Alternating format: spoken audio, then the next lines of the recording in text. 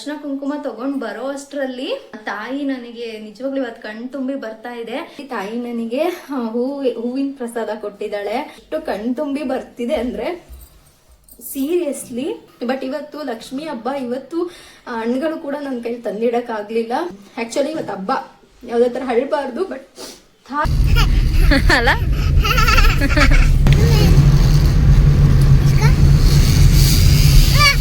ಎಷ್ಟು ಚೆನ್ನಾಗಿ ಕೂರ್ಸಿದಾಳೆ. ಊಟದಲ್ಲಿ ಊಟ ಮಾಡಿದ್ರೆ ಆರೋಗ್ಯ ಇರುತ್ತೆ ಅಂತ ಹೇಳ್ತಾರೆ. ಅದಕ್ಕೆ ಹಳ್ಳಿಲಿರೋರು ಅಷ್ಟು ಗಟ್ಟಿ. ಅಕ್ಕ ನಿಜವಾಗ್ಲು ಬಿಸಿ ಬಿಸಿ ಒಬ್ಬಟ್ಟು ತಿನ್ಬೇಕೀಗ. ಯಶುಗೆ ಊರಿಗೆ ಬಂದ್ರೆ ಒಂಥರ ಮಂಗನ್ ಕೈಲಿ ಮಾಣಿಕ್ಯ ಸಿಕ್ಕಾಗ ಹೆಂಗಾಡುತ್ತೋ ಹಂಗ ಆಡ್ತಾನ ಅವನು.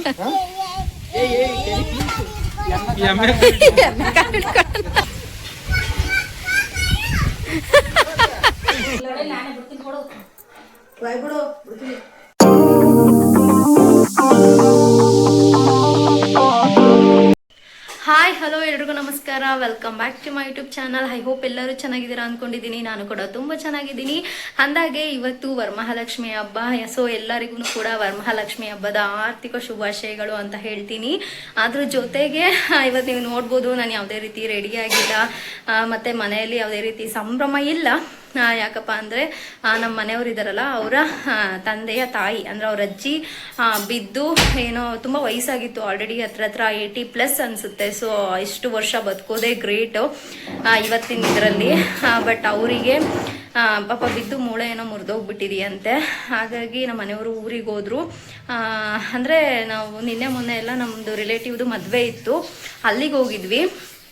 ನಮ್ಮ ಮನೆಯವ್ರ ವಿಷಯ ಗೊತ್ತಾಗಿದ್ದ ತಕ್ಷಣನೇ ಅಲ್ಲಿಂದ ಹಾಗೇನೆ ಊರಿಗೆ ಹೊರಟೋದ್ರು. ನಾನು ಬೆಂಗಳೂರಿಗೆ ಬಂದ್ಬಿಟ್ಟು ಸ್ವಲ್ಪ ಕೆಲಸ ಇತ್ತು, ಅದನ್ನೆಲ್ಲ ಮುಗಿಸ್ಕೊಂಡು ಇವತ್ತು ಹೊರಡಬೇಕು.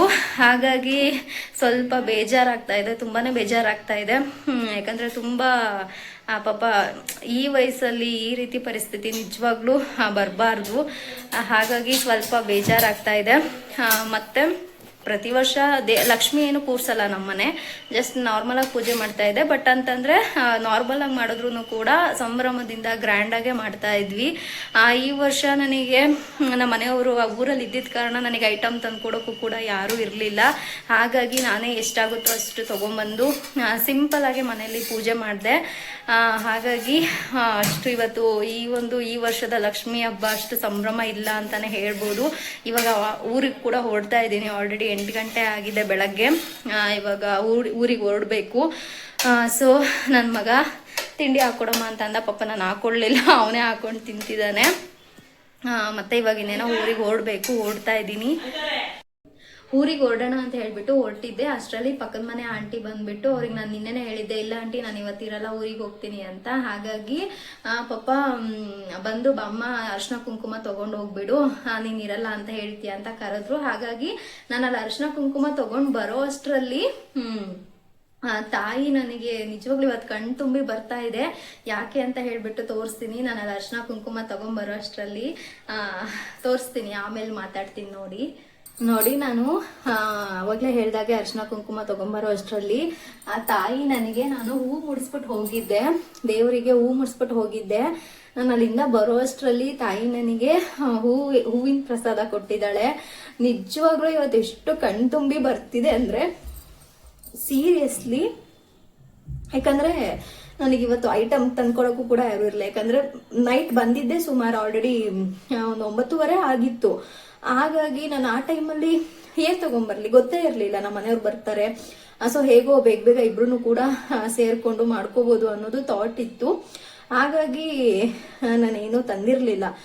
ಸಡನ್ನಾಗಿ ಈ ಥರ ಆದಾಗ ನಾನು ತಾಯಿ ಹತ್ರ ಪೂಜೆ ಮಾಡುವಾಗ ನಾನು ಬೇಡ್ಕೊಂಡಿದ್ದು ಒಂದೇ, ಅಮ್ಮ ಇವತ್ತು ಈ ಒಂದು ಪರಿಸ್ಥಿತಿಯಲ್ಲಿ ನಾನು ನಿನಗೆ ಪೂಜೆ ಮಾಡ್ತಾ ಇದ್ದೀನಿ. ಯಾಕಂದ್ರೆ ಹಣ್ಣುಗಳು ಕೂಡ ನನ್ನ ಕೈಲಿ ತರೋಕ್ಕಾಗ್ಲಿಲ್ಲ ಹೋಗಿ. ಯಾಕಂದ್ರೆ ನೈಟ್ ಪೂರ್ತಿ ಮಳೆ ಬರ್ತಿತ್ತು, ಎಲ್ಲೂ ಕೂಡ ಹಣ್ಣುಗಳು ಕೂಡ ಸಿಗ್ಲಿಲ್ಲ, ಫುಲ್ ಮಳೆ ಅಲ್ವಾ. ಸೊ ಹಾಗಾಗಿ ಬೆಳಗ್ಗೆ ಹೋಗ್ತಾರಣ ಅಂತಂದ್ರೆ ಮನೆಯಲ್ಲಿ ಯಶು ಬಿಟ್ಟು ಹೋಗಕ್ಕಾಗ್ಲಿಲ್ಲ. ಯಶು ಇನ್ನು ಮಲಗಿದ್ದ, ನಾನು ಯಶು ಇಬ್ಬರೇ ಇರೋದ್ರಿಂದ ನನಗೆ ಹಣ್ಣುಗಳು ಕೂಡ ತರಕ್ಕಾಗ್ಲಿಲ್ಲ ಇವತ್ತು. ನಾನು ಪ್ರತಿ ಬಾರಿ ಹೇಳ್ತಾ ಇರ್ತೀನಿ, ದೇವರಿಗೆ ಪೂಜೆ ಮಾಡುವಾಗ ನೈವೇದ್ಯ ಇಡದೆ ಪೂಜೆ ಮಾಡಲೇಬೇಡಿ, ನೈವೇದ್ಯ ಇಟ್ಟು ಪೂಜೆ ಮಾಡಿ ಅಂತಾನೆ ನಾನು ಹೇಳ್ತಾ ಇರ್ತೀನಿ.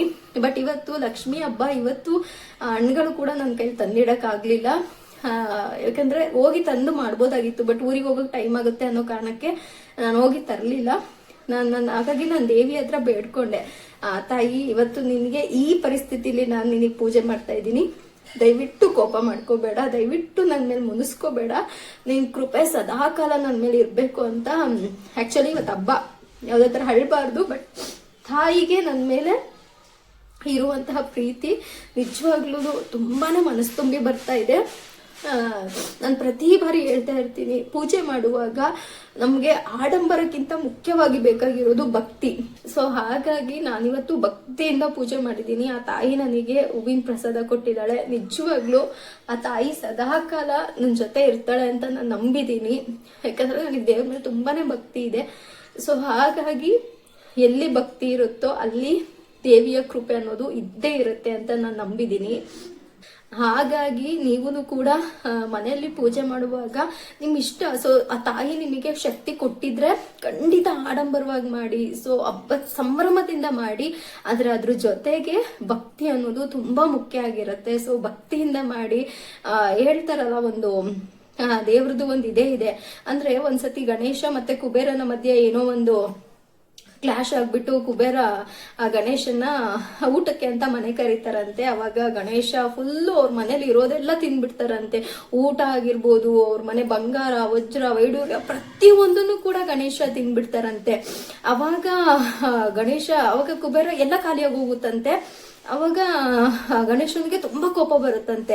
ಈ ತರ ನೀನ್ ನನ್ನ ಮನೆ ಕರೆದ್ಬಿಟ್ಟು ನನಗೆ ಇನ್ನು ಹೊಟ್ಟೆನೆ ತುಂಬಿಲ್ಲ, ಖಾಲಿ ಹೊಟ್ಟೆಲಿ ಕಳಿಸ್ತೀಯಾ ಅಂತ. ಆಗ ತಾಯಿ ತುಂಬಾ ಕೋಪ ಆಗಿರುವಂತಹ ಗಣೇಶನನ್ನ ಸಮಾಧಾನ ಮಾಡೋದಕ್ಕೆ ತಾಯಿ ಪಾರ್ವತಿ ದೇವಿ ಬಂದು ಗಣೇಶನಿಗೆ ಸಮಾಧಾನ ಮಾಡಿ ಹೋಗ್ತಾರಂತೆ, ಸಮಾಧಾನ ಮಾಡ್ತಾರಂತೆ. ಆಗ ಗಣೇಶ ಹೇಳ್ತಾರಂತೆ ಒಂದ್ ಮಾತು, ಯಾರು ನನಗೆ ಭಕ್ತಿಯಿಂದ ಒಂದು ಪುಟ್ಟ ಬಾಳೆಹಣ್ಣು ಇಟ್ಟಿದ್ರು ಕೂಡ ನನಗೆ ಹೊಟ್ಟೆ ತುಂಬಾಗುತ್ತೆ. ಆದ್ರೆ ಯಾರು ನನ್ಗೆ ಒಂದು ಕೋಪದಿಂದಾಗಿರುವ ಅಥವಾ ಒಂದು ದಿಮಾಕ್ ಅಂತ ಹೇಳ್ತಾರಲ್ವಾ, ಸೊ ಆ ಒಂದು ಇದ್ರಲ್ಲಿ ನನಗೆ ಏನೇ ಮಾಡಿದ್ರು ಕೂಡ ಸಲ್ಲಲ್ಲ. ಆದ್ರೆ ಭಕ್ತಿಯಿಂದ ನನಗೆ ಒಂದು ಪುಟ್ಟ ಬಾಳೆಹಣ್ಣು ಕೊಟ್ರು ಕೂಡ ನನಗೆ, ಅಥವಾ ಒಂದು ಕಡುಬು ಕೊಟ್ರು ಕೂಡ ನಾನು ಹೊಟ್ಟೆ ತುಂಬುತ್ತೆ, ನನಗೆ ಸಮಾಧಾನ ಆಗುತ್ತೆ ಅಂತ ಹೇಳ್ತಾರಂತೆ. ಹಾಗಾಗಿ ದೇವರಿಗೆ ನಾನು ನಂಬಿರೋ ಪ್ರಕಾರ ದೇವ್ರಿಗೆ ಬೇಕಾಗಿರೋದು ಆಡಂಬರ ಅಲ್ಲ, ಭಕ್ತಿ. ಸೊ ಇವತ್ತು ಆ ತಾಯಿ ನನಗೆ ತೋರಿಸ್ಕೊಟ್ಟಿದ್ದಾಳೆ.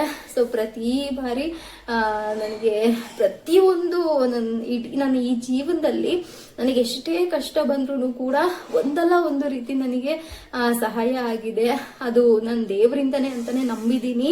ಯಾಕಪ್ಪ ಅಂದ್ರೆ ನಾವು ನೋಡ್ಬೋದು, ಎಷ್ಟೋ ಜನಕ್ಕೆ ಅದಾಗುತ್ತೋ ಇಲ್ವೋ ಗೊತ್ತಿಲ್ಲ. ನಾನು ಇವತ್ತು ನಮ್ಮ ಮನೆ ದೇವ್ರ ಮನೆ ಮುಂದೆ ಕೂತು ಹೇಳ್ತಾ ಇದ್ದೀನಿ, ನನಗೆ ಎಷ್ಟೊಂದು ಬಾರಿ ಎಷ್ಟೋ ಸಮಸ್ಯೆಗಳು ಬಂದಿದೆ. ಅವಾಗೆಲ್ಲ ಎಲ್ಲ ಸಮಸ್ಯೆಗಳು ಹೇಗೆ ಮಾಯ ಆಯ್ತು ಅನ್ನೋದೇ ಗೊತ್ತಿಲ್ಲ. ಯಾಕಂದ್ರೆ ನಾನು ಪೂರ್ತಿ ನಾನು ದೇವ್ರ ಮೇಲೆ ಭಾರ ಹಾಕ್ಬಿಡ್ತೀನಿ, ನನಗೆ ಇವತ್ತು ಈ ತರ ಸಮಸ್ಯೆ ಇದೆ, ಸೊ ಅದನ್ನ ನೀವೇ ಮಾಡ್ಬೇಕು ಅಂತ ಹೇಳ್ಬಿಟ್ಟು. ಸೊ ಹಾಗಾಗಿ ಆ ತಾಯಿ ಆಗಿರ್ಬೋದು, ನನ್ನ ಮನೆ ದೇವರಾಗಿರ್ಬೋದು, ಪ್ರತಿ ಬಾರಿ ನನ್ನನ್ನು ಕಾಯ್ತಾ ಬಂದಿದ್ದಾರೆ, ಮುಂದೆನೂ ಕಾಯ್ತಾರೆ ಅಂತ ನಂಬಿದ್ದೀನಿ. ಯಾಕಂದ್ರೆ ಇದೇನು ಹೇಳ್ಕೊಳೋ ಅಂತದ್ದಲ್ಲ, ಬಟ್ ಆದ್ರೆ ನನಗೆ ತುಂಬಾನೇ ಖುಷಿ ಆಯ್ತು. ಹಾಗಾಗಿ ನನಗಿವತ್ತು ಈ ಒಂದು ವಿಚಾರವನ್ನ ನಿಮ್ಮ ಹತ್ರ ಶೇರ್ ಮಾಡ್ಕೊಂಡೆ ಅಷ್ಟೇ.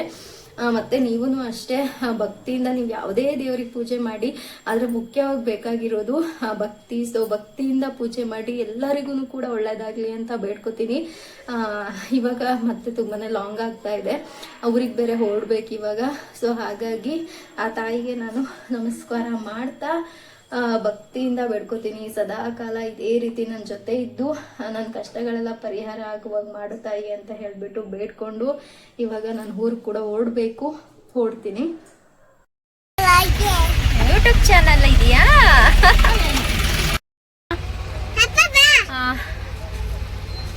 ಊರಿಗೆ ಬಂದೆ ಅಂದ್ರೆ ಇನ್ನೊಂದು 5 ಕಿಲೋಮೀಟರ್ ಒಳಗಡೆ ಹೋಗ್ಬೇಕು. ನಮ್ದು ಮಂಡ್ಯದಿಂದ ಒಳಗಡೆ 120 ಕಿಲೋಮೀಟರ್ಸ್ ಬಂದ್ರೆ ಬಸರಾಳ್ ಅಂತ ಸಿಗುತ್ತೆ. ಸೊ ಅಲ್ಲಿ ಸ್ಟಾಪ್ ಕೊಡ್ತಾರೆ. ಹಾಗಾಗಿ ನಾನು ಅಲ್ಲಿ ಇಳ್ಕೊಂಡೆ. ನಮ್ಮ ಮನೆಯವರು ಪಾಪ ನಾನು ಬರೋಷ್ಟರಲ್ಲಿ ನನಗೆ ಪಿಕಪ್ ಮಾಡಕ್ಕೆ ಅಂತ ಹೇಳ್ಬಿಟ್ಟು ಕಾಯ್ತಾ ಇದ್ರು. ಹಾಗೆ ಬೆಳಗ್ಗೆ ಬೇಗ ಎದ್ದಿದ್ದೆ ಅಲ್ವಾ, ಸಿಕ್ಕಾಪಟ್ಟೆ ತಲೆ ನೋಯ್ತಾ ಇದೆ. ಮತ್ತೆ ಟಿಫನ್ ಕೂಡ ಸರಿಯಾಗಿ ಮಾಡಿರ್ಲಿಲ್ಲ, ಯಾಕಂದ್ರೆ ಟೆನ್ಷನ್ ಅಲ್ಲಿ ಬೆಳಗ್ಗೆ ಬೇಗ ಎದ್ದು ಪೂಜೆ ಎಲ್ಲ ಮುಗಿಸ್ಕೊಂಡು ಮನೆ ಕೆಲಸ ಎಲ್ಲ ಮಾಡಿ ಅರ್ಜೆಂಟ್ ಅಲ್ಲಿ ಬಂದಿದ್ರಿಂದ ಏನಾಯ್ತು, ಸಿಕ್ಕಾಪಟ್ಟೆ ತಲೆ ನೋಯ್ತಾ ಇದೆ. ಹಾಗಾಗಿ ಒಂದು ಟೀನಾದ್ರೂ ಕುತ್ಕೊಂಡು ಹೋಗೋಣ ಅಂತ ಹೇಳಿದ್ರು ಅವರು. ಆಕ್ಚುಲಿ ನನಗೆ ಇಲ್ಲೇ ಇರು, ನಾನು ಇಲ್ಲಿಗೆ ತಗೊಂಡ್ಬರ್ತೀನಿ ಅಂತ ಹೇಳಿದ್ರು. ಹಾಗಾಗಿ ಇಲ್ಲೇ ವೆಯ್ಟ್ ಮಾಡ್ತಾ ಇದ್ದೀನಿ. ಇವನೊಬ್ಬ ಕಾರ್ ಸಿಕ್ಕಿದ್ರೆ ಸಾಕು ಕಾರ್ ಓಡಿಸ್ತೀನಿ ಅಂತಾನೆ. ಟೀ ತಂದು ಕೊಟ್ರು, ಕುಡಿಬೇಕಿವಾಗ. ಯೇಶು ಬಾಯ್ಲೆ, ಅಲ್ಲಿ ನಮ್ಮ ಮಾವ ನಿಂತಿದ್ದಾರೆ ಪಾಪ, ಅಲ್ಲಿ ನಿಂತ್ಕೊಂಡು ಟೀ ಕುಡಿತಿದ್ದಾರೆ.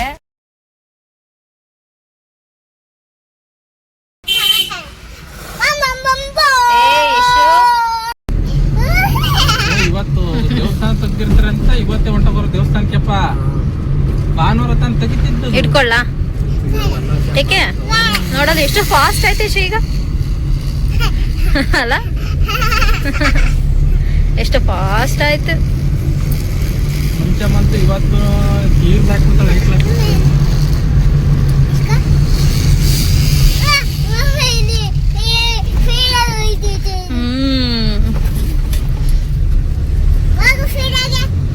ಹೋಗು ಸ್ಪೀಡಾಗಿ. ಹಿಂಗ್ ತಿರ್ಗ್ಸೋದು. ಸೊ ಇದೇ ನಮ್ಮ ಹಳ್ಳಿಯ ಪುಟ್ಟ ಮನೆ. ಅಲ್ಲಿ 2 ಹಸುಗಳು ಕಟ್ಟಿದ್ದಾರೆ. ಅದಾದ್ಮೇಲೆ ಇಲ್ಲಿ ಮೇಕೆಗಳೆಲ್ಲ ಊಟಕ್ಕೆ ಹೋಗಿದ್ದಾವೆ. ಅದಾದ್ಮೇಲೆ ನೋಡಿ ಹೊರಗಡೆ ಎಲ್ಲ ಎಷ್ಟು ಗಾಳಿ ಬರ್ತಾ ಇದೆ ಅಂದರೆ, ಬೆಂಗಳೂರಲ್ಲಿ ಮನೆಯಿಂದ ಆಚೆ ಬಂದರೆ ನಿಂತ್ಕೊಳ್ಳೋಕ್ಕೂ ಜಾಗ ಇಲ್ಲ. ಇಲ್ಲಿ ಎಷ್ಟು ಜಾಗ ಇದೆ, ಆರಾಮಾಗಿ ನಿಂತ್ಕೊಂಡು ಕಾಲ ಕಳಿಬೋದು ಎಲ್ಲರೂ. ನೋಡಿ ಹೊರಗಡೆ ಎಷ್ಟು ಪ್ರಶಾಂತವಾಗಿದೆ. ಸೊ ಫುಲ್ಲು ಗಾಳಿ ಬರ್ತಿದೆ, ನೆರಳಿದೆ, ಆರಾಮಾಗಿರ್ಬೋದು. ನೋಡಿ ಎಷ್ಟು ಮನೆ ಮುಂದೆನೂ ಎಷ್ಟು ಜಾಗ ಇದೆ. ಮನೆಗೆ ಬಂದ ಅಜ್ಜಿ ನೋಡಕ್ ಹೋದಾಗ ಮಾವ ಬೇಡ ಸ್ವಲ್ಪ ಕ್ರೀಮ್ ಹಚ್ಬೇಕು, ಹಾಗಾಗಿ 1-2 ಅವರ್ಸ್ ಬಿಟ್ಟು ನೋಡು ಅಂತ ಅಂದ್ರು.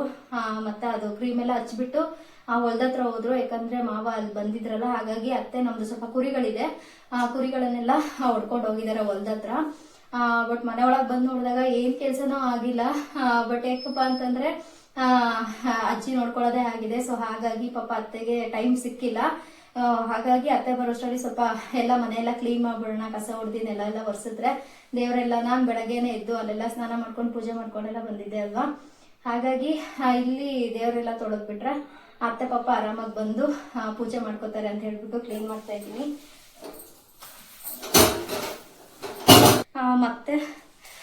ಮತ್ತೆ ಏನಪ್ಪಾ ಅಂತ ಅಂದ್ರೆ, ನಾವು ಪ್ರತಿದಿನ ಬಂದಿಲ್ಲಿ ಕೆಲಸ ಮಾಡಲ್ಲ.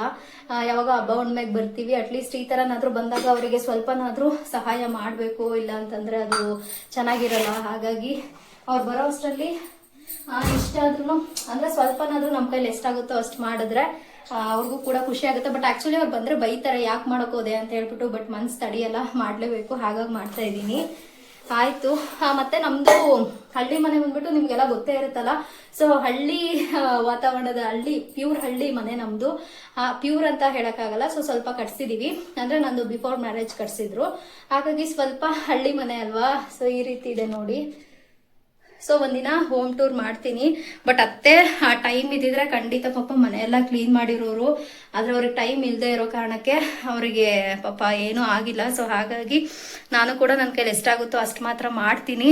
ಬಟ್ ಅದೇ ಪೂಜೆ ಎಲ್ಲ ಅಂತೂ ಮಾಡಿಕೊಟ್ಟು ಹೋಗ್ತೀನಿ, ಅವ್ರಿಗೆ ಸ್ವಲ್ಪ ರಿಲೀಫ್ ಆಗುತ್ತೆ ಅಂತ ಹೇಳ್ಬಿಟ್ಟು. ಹಾಗಾಗಿ ಬೇಗ ಬೇಗ ಎಲ್ಲ ಕೆಲಸ ಮುಗಿಸೋಣ. ಮನೆ ಕೆಲಸ ಎಲ್ಲ ಮುಗೀತು. ಅಂದರೆ ಮನೆಯೆಲ್ಲ ನೀಟಾಗಿ ಅಡುಗೆ ಮನೆ ಎಲ್ಲ ಒರೆಸಿ, ಹಾಲೆಲ್ಲ ಒರೆಸಿ ಎಲ್ಲ. ನಿಜವಾಗ್ಲೂ ನಮ್ಮ ಬೆಂಗಳೂರಲ್ಲಿ ಚಿಕ್ಕದಾಗಿರುತ್ತೆ ಮನೆಗಳು. ಒಂದು ರೂಮು, ಒಂದು ಹಾಲು, ಒಂದು ಕಿಚನ್ನು ಇಷ್ಟಿರುತ್ತೆ.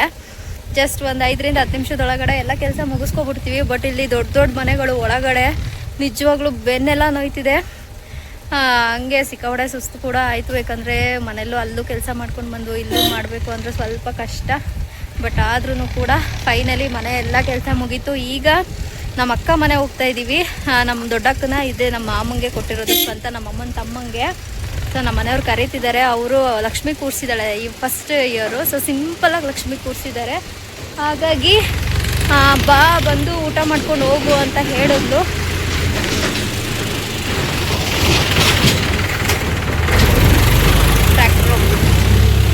ಹಾಗಾಗಿ ಬಾ ಬಂದು ಅರ್ಶಿನ ಕುಂಕುಮ ತಗೊಂಡು ಊಟ ಮಾಡ್ಕೊಂಡು ಹೋಗು ಅಂತ ಅಂದ್ಲು. ಸೊ ಹಾಗಾಗಿ ಈಗ ಅಕ್ಕ ಮನೆಗೆ ಹೋಗ್ತಾ ಇದ್ದೀವಿ. ಈಗ ಹೋಗ್ಬೇಕು. ಪಾಪ ನಮ್ಮ ಮನೆಯವ್ರು ನಿನ್ನೆನೆ ಬಂದಿದ್ರು. ನಾನು ಇನ್ನೂ ಅಜ್ಜಿ ನೋಡಕ್ ಹೋಗಿಲ್ಲ. ಬೇಡ ಹೋಗ್ಬೇಡ, ನೀನ್ ನೋಡಕ್ಕೆ ಎದುರ್ಕೋತೀಯ ಅಂತ ಹೇಳ್ತವ್ರೆ. ಸೊ ಸೊ ಹಾಗಾಗಿ ಇನ್ನು ನೋಡಕ್ ಹೋಗಿಲ್ಲ, ಆಮೇಲಾದ್ರೂ ಹೋಗ್ಬೇಕು. ಹೋಗಿ ಪಾಪ ಅಲ್ಲಿಂದ ಬಂದಿದ್ದೀನಿ, ಅಜ್ಜಿ ನೋಡಕ್ಕೆ ಅಂತಾನೆ ಬಂದಿರೋದು. ಹಾಗಾಗಿ ನೋಡ್ಕೊಂಡು ಹೋಗ್ಬೇಕು. ಇವಾಗ ಅಕ್ಕ ಮನೆಗೆ ಹೋಗ್ತಾ ಇದೀವಿ ಊಟ ಮಾಡಕ್ಕೆ. ಅಲ್ಲಿ ನೋಡ್ರಿ ನಮ್ಮ ಮಗ ಅಲ್ಲ, ನಮ್ಮ ಅಕ್ಕ ಎತ್ಕೊಂಡವಳೆ. ನನ್ ನೆನ್ಪೇ ಇರಲ್ಲ ನನ್ನ ಮಗಂಗೆ ಇಲ್ಲಿಗೆ ಬಂದ್ರೆ. ಸಾಕು ಸಾಕು ಬಾ. ಏನ್ ಮಾಡ್ತಿದ್ದೆ? ಬರ್ತೀನಿ. ಯಾರ ಮನೆ ಇದು? ದೊಡ್ಡಮ್ಮ ಮನೆ. ಏನ್ ಮಾಡ್ದೆ? ನಿಮ್ಮಮ್ಮನ ಅದು? ನಡಿ.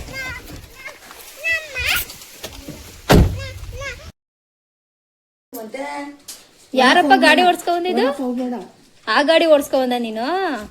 ಹಾ ಜಾಣಿ.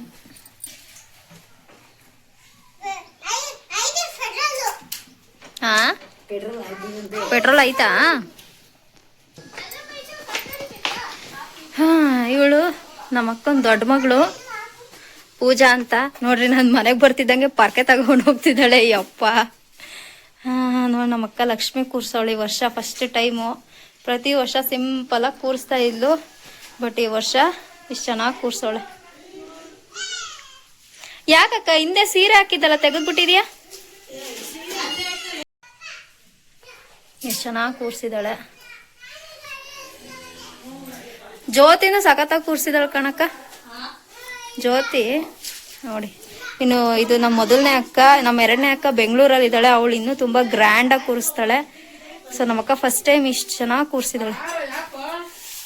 ಚೆನ್ನಾಗಿದೆ.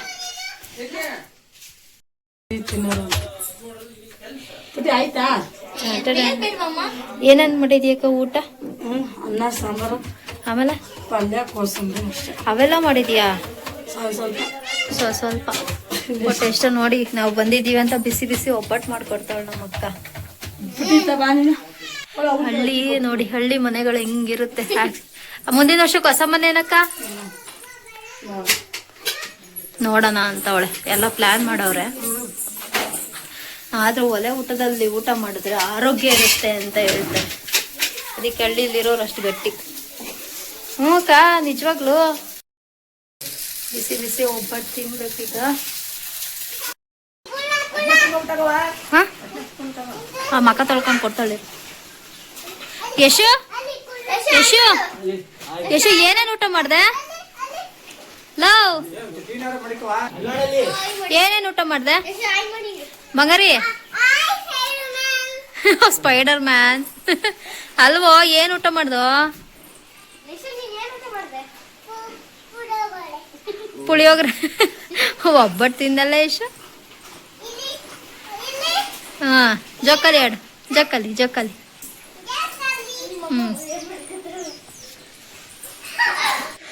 ಊಟ ಎಲ್ಲ ಆಯಿತು. ಊಟ ಆದಮೇಲೆ ಸ್ವಲ್ಪ ಹೊತ್ತು ಕಾಲವನ್ನು ಕಳೆದು ಈಗ ಮನೆಗೆ ಹೋಗ್ತೀನಿ ಅಂತ ಅಂದೆ. ಸೊ ಹಾಗಾಗಿ ಅರಿಶಿನ ಕುಂಕುಮ ತೊಗೊಂಡು ಹೋಗು ಅಂತ ಅಂದರು. ಪ್ರತಿಯೊಂದು ಹೆಣ್ಣು ಬಯಸೋ ಅಂಥದ್ದು ಇದು. ದೊಡ್ಡವ್ರು ಹೇಳ್ತಾರಲ್ಲ, ಹೆಣ್ಣಿನ ಆಸೆ ಕುಂಕುಮ, ಹೂವು ಬಳೆಗಳ ಸಂಭ್ರಮ, ಒಡವೆ ಒಂದೇ ಪ್ರೀತಿ ಪ್ರೇಮ ಅಂತ. ನಿಜವಾಗ್ಲೂ ಅದು 100ಕ್ಕೆ 200% ಸತ್ಯವಾದ ಮಾತು. ಇವಾಗ ಅರಿಶಿನ ಕುಂಕುಮ ತೊಗೊಂಡು ಆಚೆ ಬಂದೆ. ಅಷ್ಟರಲ್ಲಿ ನಮ್ಮ ಮಾವ ಡೈರಿಗೆ ಹಾಲು ಹಾಕೋದಕ್ಕೆ ಟೈಮ್ ಆಗಿತ್ತು ಅಂತ ಹೇಳಿಬಿಟ್ಟು ತೊಗೊಂಡು ಹೋಗ್ತಾ ಇದ್ದಾರೆ. ನಾವು ಕೂಡ ಹೊರಡ್ತಾ ಇದ್ದೀವಿ ಇವಾಗ.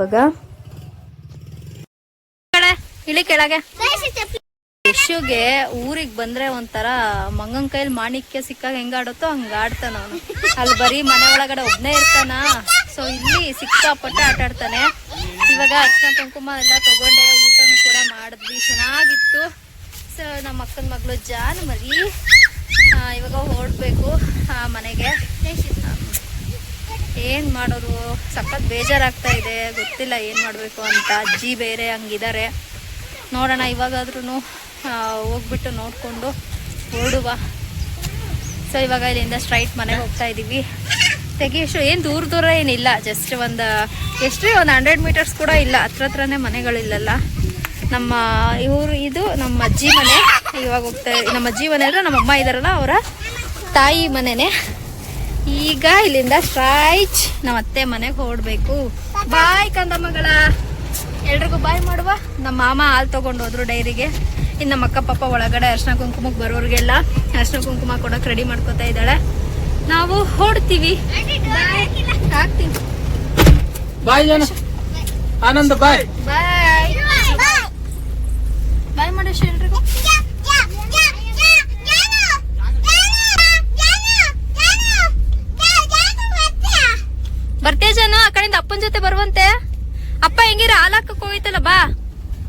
ಬಾಯ್ ಮಾಡು.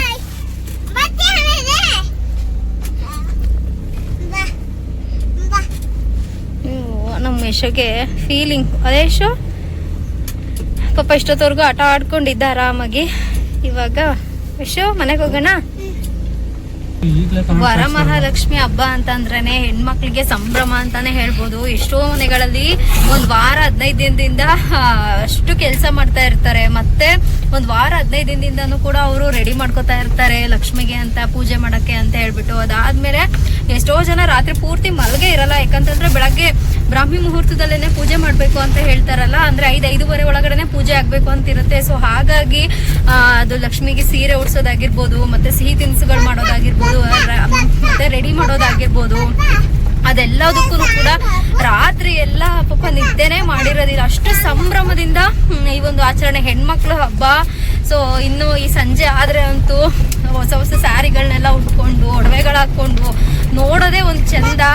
ಸೊ ಅದ್ರ ಜೊತೆ ಪಾಪ ಗಂಡ್ ಮಕ್ಳಿಗೆ ಏನಪ್ಪ ಕಿರಿಕಿರಿ ಅಂತ ಅಂದ್ರೆ ಹೆಣ್ಮಕ್ಳು ಹೇಳೋ ಐಟಮ್ಗಳೆಲ್ಲ ತಂದು ಕೊಡ್ಬೇಕು. ಯಾಕಂದ್ರೆ ನಾವು ಹೆಣ್ಮಕ್ಳು ಟೆನ್ಷನ್ ಅಲ್ಲಿ ಇರ್ತೀವಿ. ಒಂದೇ ಸತಿ ಎಲ್ಲ ಐಟಮ್ಗಳನ್ನು ಹೇಳೋದಿಲ್ಲ.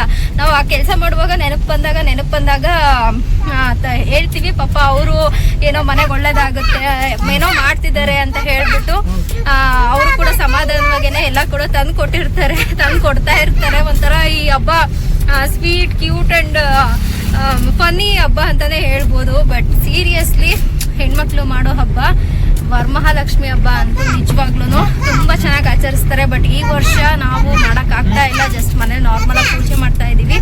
ಇಟ್ಸ್ ಓಕೆ, ನೆಕ್ಸ್ಟ್ ಇಯರ್ ಚೆನ್ನಾಗಿ ಮಾಡೋಣ.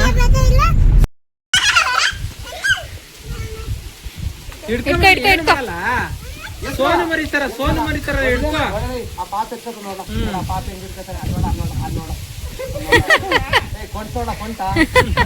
ನೀನ್ ಎಮ್ಮೆ ಕಾಲ್ ತುಣದನು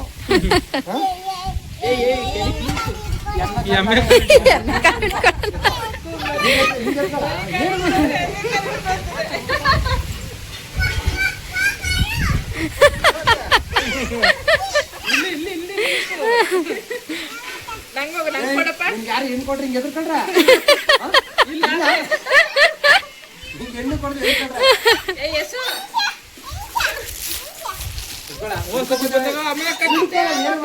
ಅಮ್ಮ ಕಚ್ಚುತ್ತೆ ಅನ್ನೋನು. ಇಟ್ಕೋ ಯಶೋ, ಏನು ಮಾಡಲ್ಲ, ಮುಟ್ಟು. ಹಿಡ್ಕವ, ಅದೇನು ಮಾಡಲ್ಲ, ಮುಟ್ಟದು.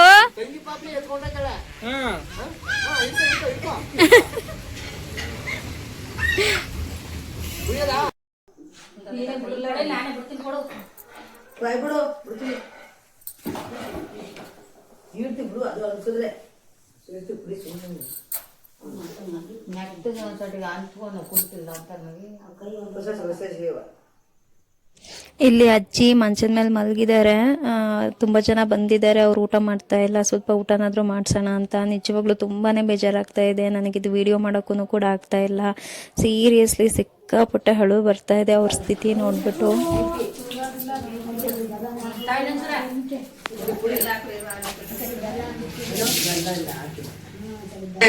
Happy birthday to you. ಮಗು ಕೊಡಿತ್ತ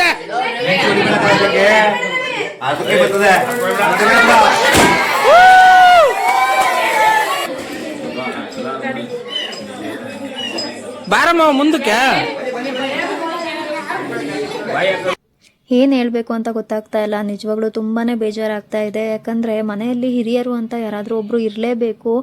ಪ್ರತಿಯೊಂದು ವಿಚಾರಗಳನ್ನು ತಿಳಿಸ್ತಾ ಇರ್ತಾರೆ. ಮತ್ತು ಮೊಮ್ಮಕ್ಕಳು ಅಂತ ಹೇಳಿಬಿಟ್ಟು ಯಾವುದೇ ರೀತಿ ಸ್ವಾರ್ಥ ಇಲ್ಲದೆ ಮುಗ್ಧತೆಯಿಂದ ಅವ್ರು ನಮಗೆ ಪರಿಶುದ್ಧವಾದ ಪ್ರೀತಿಯನ್ನು ನೀಡ್ತಾ ಇರ್ತಾರೆ. ನಾವು ಊರಿಗೆ ಹೋದಾಗ ನಮ್ಮನ್ನು ಮುದ್ದು ಮಾಡೋದಾಗಿರ್ಬೋದು, ನಮ್ಮ ಜೊತೆ ಮಾತಾಡೋದಾಗಿರ್ಬೋದು, ನಿಜವಾಗ್ಲೂ ಆ ಪ್ರೀತಿ ಯಾರಿಂದನೂ ಕೊಡೋದಕ್ಕೆ ಸಾಧ್ಯ ಇಲ್ಲ. ಅಂತ ಅಜ್ಜಿ ತಾತಂಗೆ ಈ ರೀತಿ ಪರಿಸ್ಥಿತಿ ಬಂದಾಗ ನಿಜವಾಗ್ಲೂ ಬೇಜಾರಾಗುತ್ತೆ. ಸೊ ನಿಮ್ಮ ಮನೇಲೂ ಅಜ್ಜಿ ತಾತ ಇದ್ದರೆ ಅವ್ರನ್ನ ಇದ್ದಾಗಲೇ ತುಂಬ ಚೆನ್ನಾಗಿ ನೋಡ್ಕೊಳ್ಳಿ, ಅವ್ರನ್ನ ಆರೈಕೆ ಮಾಡಿ ಅಂತ ಕೇಳ್ಕೊತೀನಿ. ಅಷ್ಟರಲ್ಲಿ ಇವರು ಕೂಡ ಬಂದು ಈ ಥರ ನನ್ನ ಮಗನ ಬರ್ಡೇ ಇದೆ ಬನ್ನಿ ಅಂತ ಅಂದರು. ನನ್ನ ನಾದಿನಿ ಮಗನ ಬರ್ಡೇ ಇತ್ತು, ಹಾಗಾಗಿ ಬಂದ್ವಿ.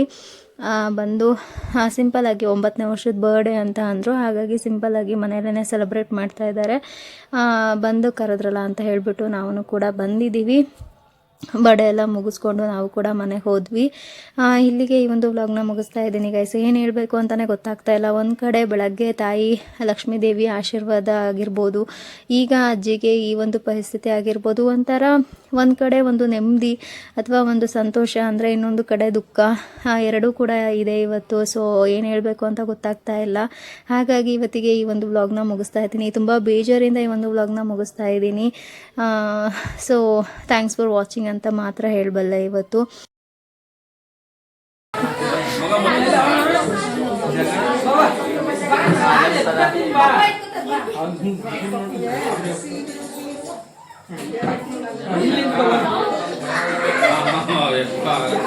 ಹೊಸಬ್ರು ಅಂತ ಎಲ್ಲ ಇದು ಚಾಕು ಮನೆ ಚಾಕಲ್ಲ